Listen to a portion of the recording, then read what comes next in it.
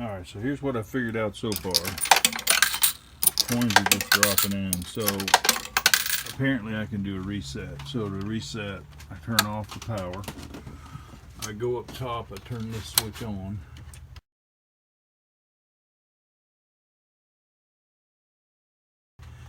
And then I turn on the power down here.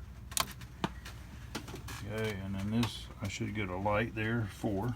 I want to change that to 6 because that's the easiest. There, I've changed it to where it says 6. And on this side you can see it says 6. That's on 6. I go over here and I press that.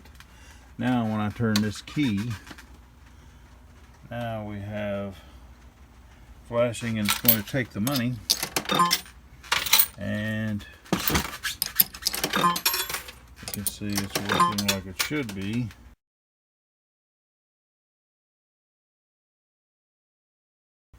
And now to play, we only get 1 spinning. However, if I go and unplug these other 2 and I move this over,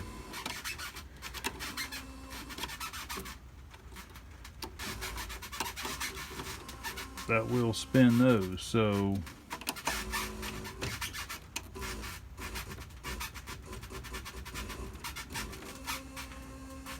I'm guessing that's just a stepper motor starting instead of ramping up. But either way, and then it will time out. Okay, so now it's timed out.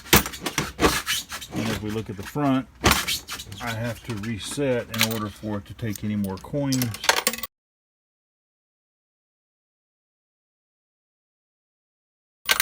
Or to do anything. And so that's what I know about it. What I've figured out so far. Also, I'm curious, I'm wondering if these should be set on 60 hertz. Right now they're set on 50 hertz. I'm not sure if that's power supplies for fluorescent bulbs or what that is, but so that's one thing. Are these supposed to be on 60 hertz or 50 hertz? And I also noticed there's one back there, but I don't know if it has a switch on it or not.